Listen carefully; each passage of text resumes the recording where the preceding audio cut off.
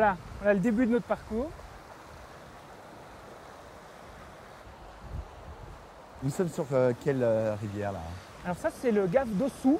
Ossou, hein, à ne pas confondre avec Osso. Le gave d'Osso qui est un autre grand gave qui coule dans une vallée parallèle. C'est un affluent du gave de Pau, du gave de Gavarnie, même avant qu'il ne devienne gave de Pau, et qui se jette en rive gauche au niveau du site de Gavarnie, du célèbre cirque de Gavarnie. Et là j'ai l'impression que nous sommes assez près de la source.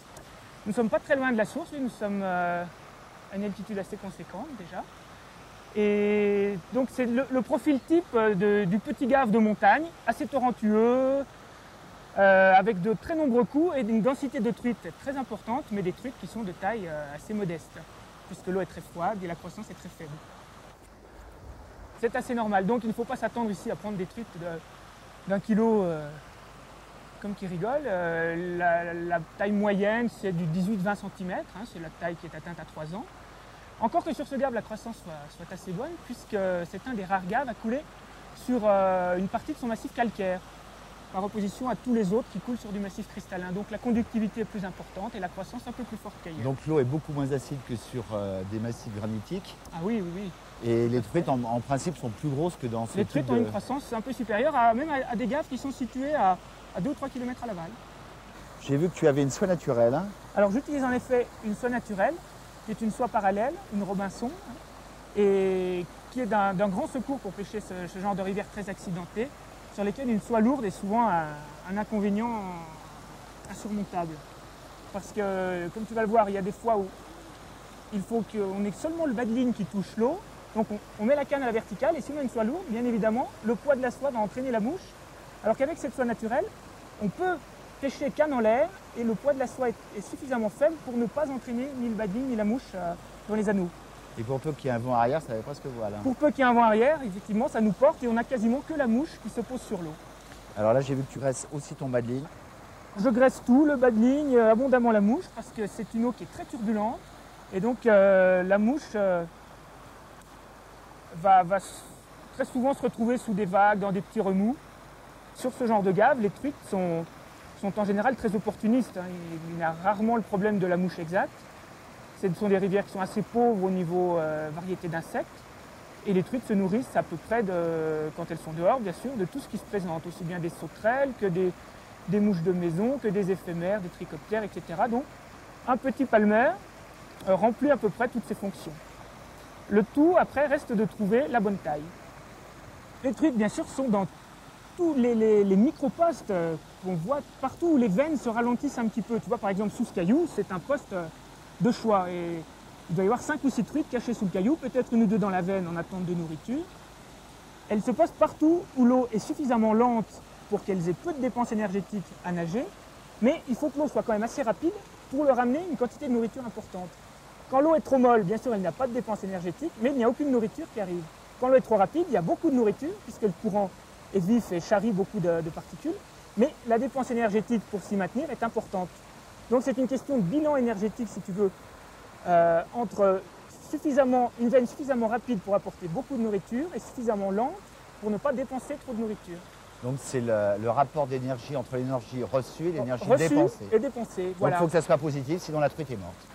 Alors voilà un très joli coup, tu vois, ce beau plat courant qui est quand même qui a une bonne profondeur, mais il est assez difficile à pêcher puisqu'il est très peu turbulent et avec cette eau très claire et avec la nécessité de toujours pêcher court, donc de s'approcher, il faut se dissimuler le plus possible aux yeux du poisson. Donc il est important de l'attaquer en cassant sa silhouette, donc en se mettant à genoux. Si le premier passage, lorsqu'il a été bien réalisé, n'a rien donné, c'est peine perdue.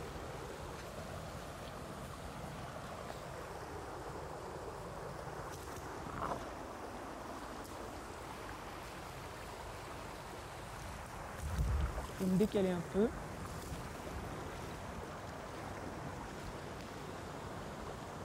Pour faire ce devant de bloc.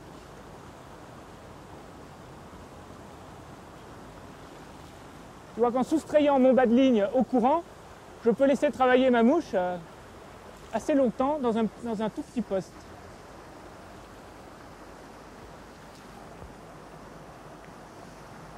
Tout d'abord, on prospecte bien la sortie de courant, parce que Il arrive souvent qu'elle s'y place. Donc c'est un endroit qui est assez difficile. Et ensuite, on fait la tête du courant. Et pour éviter le dragage, on peut s'aider, tu vois, des obstacles comme ce gros caillou pour y poser la soie. Ça ralentit tout de suite le dragage de la mouche.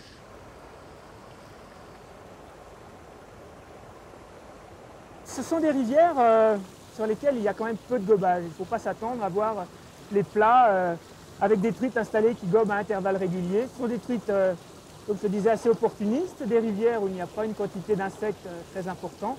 Donc elles mangent aussi bien sous l'eau que sur l'eau et elles gobent assez rarement finalement.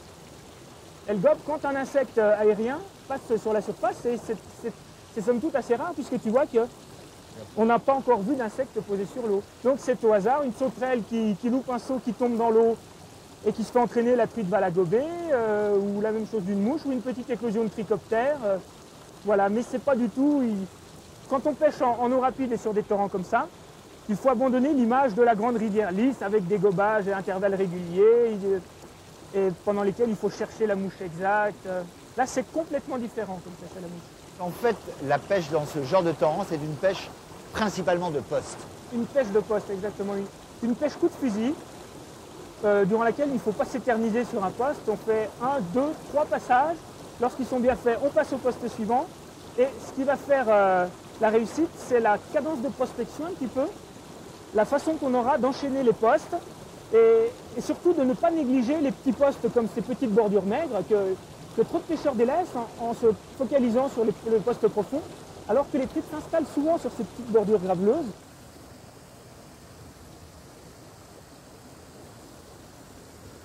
Donc tu vois qu'avec le vent arrière, on a juste la mouche qui est posée sur l'eau, le bas de ligne s'envole, et là ça pêche très très très bien. Et si je faisais ça avec une soie synthétique, elle glisserait dans ma canne et hop, hop. Bravo. Donc voilà, une petite truite du Gave d'Ossou. C'est une truite qui peut paraître petite, mais qui fait ses 18 cm tout de même, qui est la taille légale de capture ici. Tu vois qu'à la robe, c'est un poisson sauvage magnifique, mais elle est de taille réduite. Et tu vois la proportion de la tête par rapport à la taille du corps, c'est déjà un vieux poisson. Je suis sûr que si on faisait la croissance, on faisait un prélèvement d'écailles, c'est une truite qui aurait 3 ans et demi, voire 4 ans. Donc la taille de la tête par rapport à la taille générale du corps est un indice qui ne trompe pas. Mais là, on ne va pas l'embêter trop longtemps. Non, on va la relâcher. Elles ont vraiment une robe magnifique. Ici, la majorité des truites font de 16 à 20 cm. Il y a des sujets qui sont plus gros, des sujets qui sont plus vieux, qui atteignent les 25-30 cm, d'autres sujets qui ont des croissances complètement atypiques par rapport au reste de la population. Hop! En voilà une qui est un peu plus grosse. Elles sont vigoureuses pour les petites truites. Ah oui, c'est des truites qui sont habituées au courant. Alors tu vois que celle-ci est plus grosse que celle de tout à l'heure. Elle a beaucoup plus d'embonpoint et la tête est plus petite. C'est une truite qui est plus grosse que celle qu'on a prise juste avant, mais qui est plus jeune. La première était vraiment une truite très âgée qui avait dû avoir une croissance très lente. Bon, on va faire la suite logique, c'est-à-dire de ce plat. Donc maintenant, on allonge les lancers, puisque tu vois celle qu'on vient de prendre, comme je t'avais expliqué tout à l'heure, était postée juste à la rupture devant le caillou. Donc là, on a ce vent arrière qui nous aide, c'est merveilleux. La mouche pêche très bien. Et là, on voit bien que la truite était portée par le contre-courant, l'onde de la grosse pierre. Là. Voilà, il y avait un abri hydraulique juste devant cette grosse pierre. Elle était abritée là-dedans et s'y maintenait sans effort. Je pêche, tu vois, ce ras du gros bloc là. Mais ça n'a pas l'air de porter. Voilà, le courant central. Rien ne bouge. Si ce ruisseau n'est pas favorable, si les truites ne sont pas sorties, on change de gave. Il y en a plusieurs ici qui sont très très bons. On passe de l'un à l'autre jusqu'à ce qu'on trouve des bonnes conditions.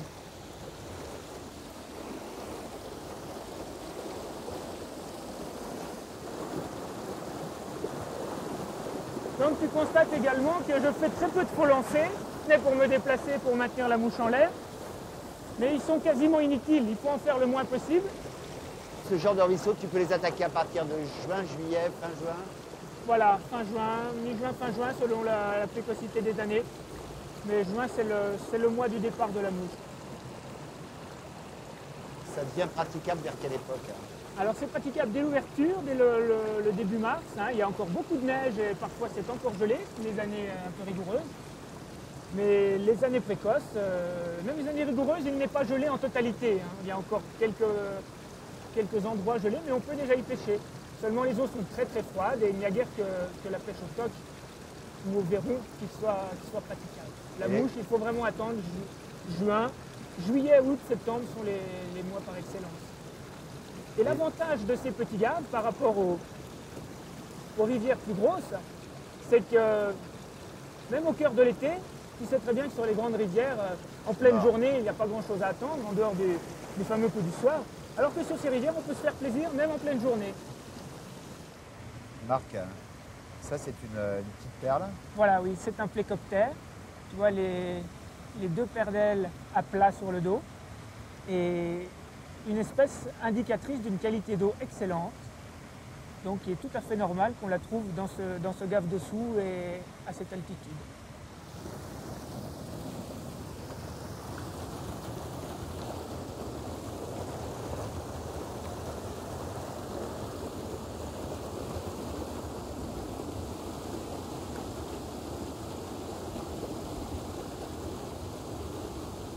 Voilà une petite plage. Alors il y avait une truite qui était, tu l'as vu, Ouais. Elle nous a vus malheureusement, mais il se peut qu'elle n'ait pas alerté tout le monde. Elle s'est mise sous ce gros caillou et il se peut qu'en tête du plat, il y ait encore une ou deux truites en poste. Alors on va y aller tout doucement.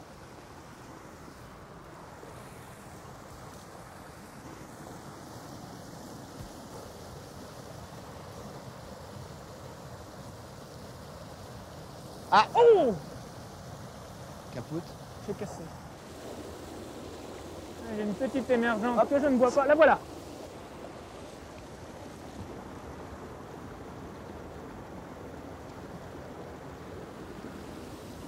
Donc voilà. Voilà.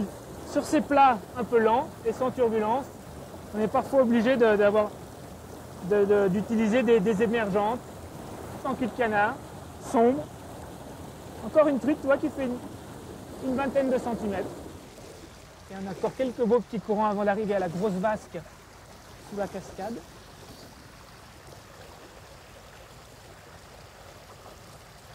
La lumière est tombée, on voit beaucoup moins bien les mouches. Hein. Ouais, pas évident là. On est en contre-jour.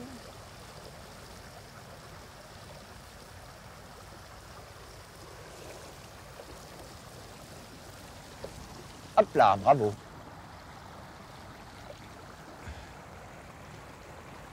Voilà. Ah, une grosse tête. Oh là là, encore une truite très vieille. Hein. Donc tu vois, c'est vraiment pas les milieux où il faut attendre, où on vient pour avoir quelques gros poissons. Mais des poissons de 18-20 cm comme celle-ci. Celle-ci, elle fait 19 cm. Et tu vois comme elle est maigre. On voit que c'est des milieux très pauvres, très, très difficiles pour elle. Ici, vous touchez à rien en fait. Il y a quelques alevins qui sont mis quelques années, mais pour boucher un peu les trous de recrutement, tu vois, parce que ce sont des torrents qui sont régulièrement touchés par des événements hydrologiques, une grosse crue qui fait fluctuer un peu le recrutement, puisque les crues sont assez dévastatrices sur les alevins. Et donc il y a l'APP locale, alevine, chaque année, pour compenser ces éventuels trous. Et s'il n'y a pas de trous, en général, ces alevins ne s'installent pas. Et donc c'est pour ça qu'on a une souche qui est encore, dans son immense et même quasi-totalité, 100% sauvage. Ici, normalement, quand vous faites des pêches électriques, il y a quoi? Une truite tous les 2 mètres, 3 mètres? Ici, c'est des coins où on a environ 25 truites pour 100 mètres carrés de rivière, ce qui fait quand même des populations assez conséquentes.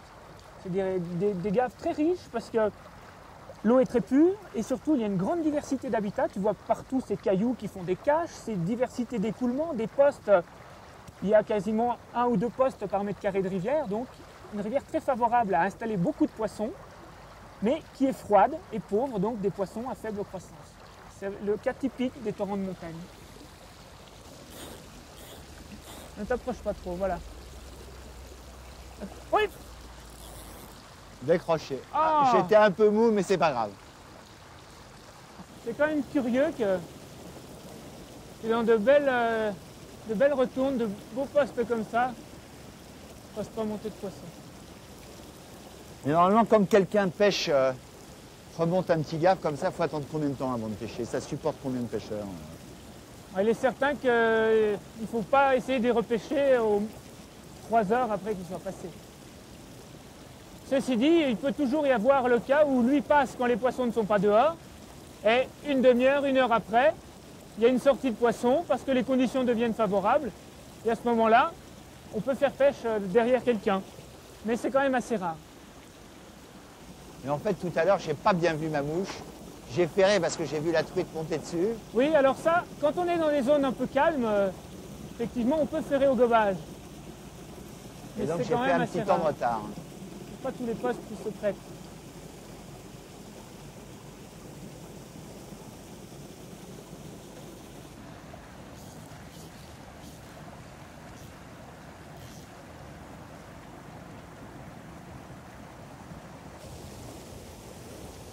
C'est certain que pour quelqu'un qui vient d'une rivière plus classique pour la pêche à la mouche, c'est un peu déconcertant au départ. Mais on s'y fait vite. Alors derrière ce beau caillou, tu vois, c'est une roche creuse, il y en a toujours quelques-unes qui sont, ça passe. Tiens, Ah, très beau. ah, voilà. Ah, elle a l'air plus belle que celle de tout à l'heure. Ah, c'est pas normal sur un plus beau trou. C'est pas normal de rien faire là, heureusement. Voilà. Elle n'est pas vilaine celle-là. Ah voilà, oui. Je vois un poisson, un assez joli poisson. Et alors, tu vois que cette tête, il a une tête beaucoup plus petite que les autres. C'est un poisson qui n'est pas très vieux, hein. Il fait 25 cm, mais il n'est pas très vieux. Donc là, elle était dans un plus gros trou. Elle était dans un gros trou, certainement les conditions étaient plus propices pour elle, pour grossir plus vite.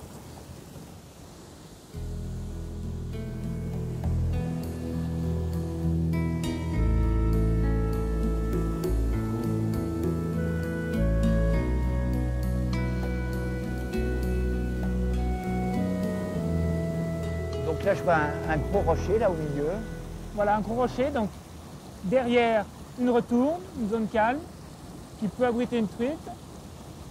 Un beau petit courant en rive gauche, là-bas en face. Un petit profond. Voilà, un petit profond également à la tête, juste en amont du gros bloc.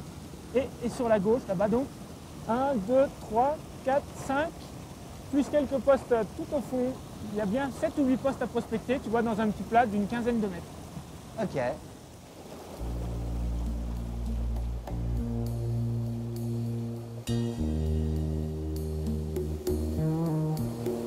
Hop, tu vois, Une autre. encore refusé.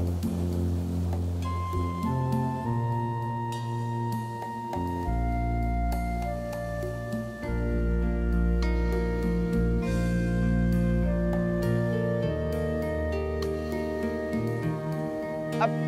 Ah voilà.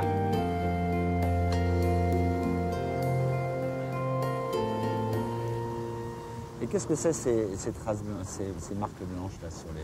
Alors ces Les franges ailes. blanches et noires, c'est des franges d'ornementation des nageoires qui ont certainement un rôle peut-être comportemental.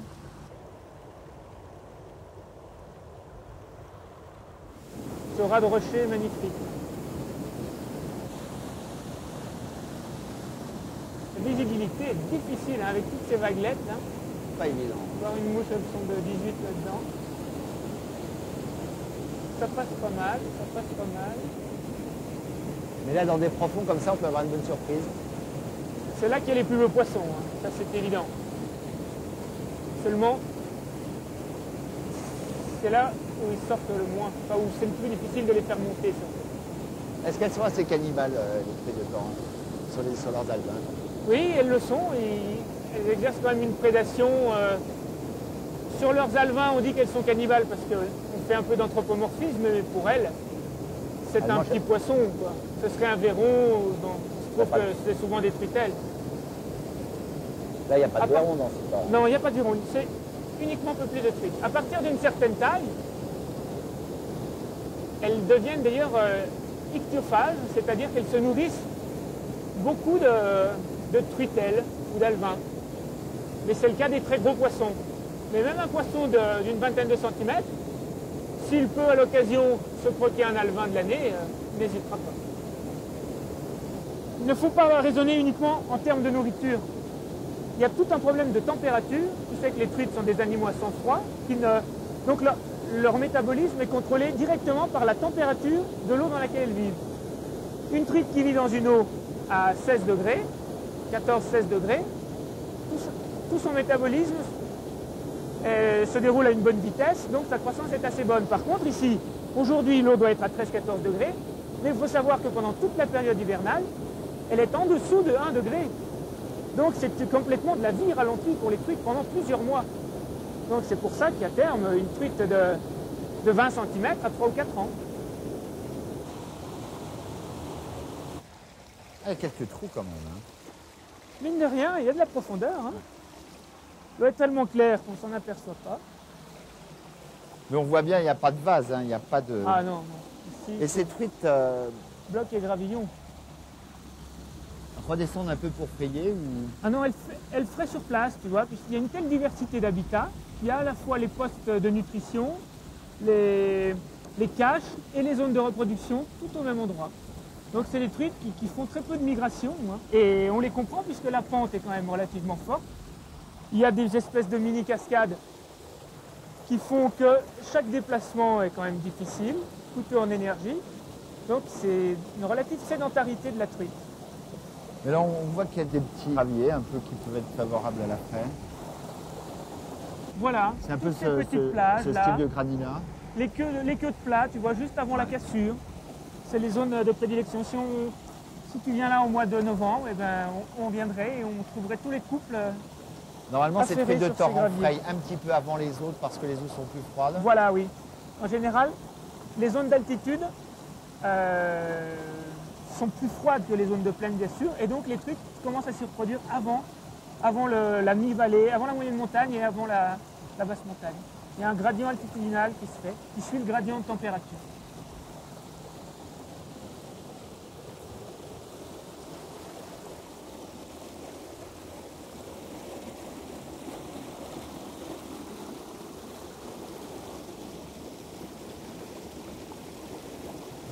Ah, il y a des beaux plats pourtant.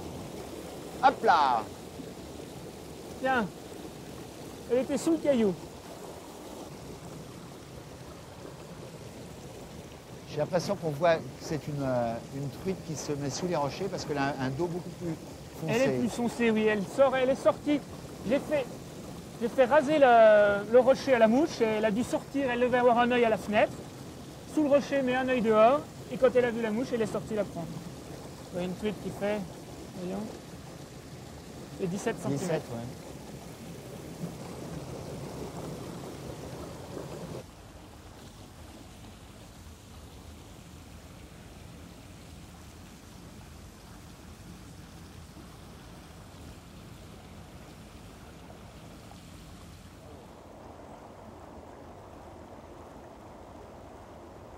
Elle en veut pas. Ah là, tu passes bien sous le rocher. Là.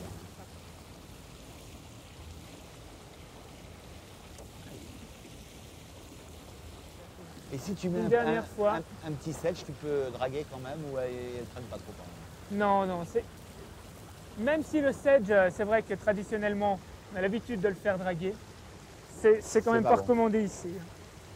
Voilà, enfin, on arrive au bout du secteur, Alex. Ben, je dois dire que j'ai passé une superbe journée parce que les montagnes sont merveilleuses. C'est magnifique. Une eau vraiment transparente. Et puis un bon exercice. Je crois que les mollets et les cuisses ont bien travaillé. Les poumons sont bien ventilés. Une pêche précise. Il faut avoir une bonne acuité visuelle, rapide et une pêche en mouvement constant. Voilà. Des petites truites, mais c'est connu. Des petites truites. Il ne faut pas venir ici pour chercher des gros poissons, mais une pêche très active, sans temps mort, et dans laquelle, ma foi, on prend quand même pas mal de poissons. Enfin, là, nous avons pris une dizaine de poissons, mais je crois que dans les bonnes journées, tu fais combien de truites? On arrive à une vingtaine, et les très bonnes journées, une trentaine de poissons. Maillés, puisqu'il y a en plus tout le cortège de truitelles qui accompagne tout ça. Et là, ce ne sont jamais des truites que tu fais par hasard, c'est-à-dire que c'est le poste et tu prends. Ah, absolument, oui. Chaque poste est ciblé, est attaqué en se plaçant au mieux pour éviter le dragage. Et en un ou deux passages, normalement, c'est fini. Merci de m'avoir emmené dans un endroit vraiment royal. Et bien, en espérant t'y revoir, Alex. Avec plaisir. Ah.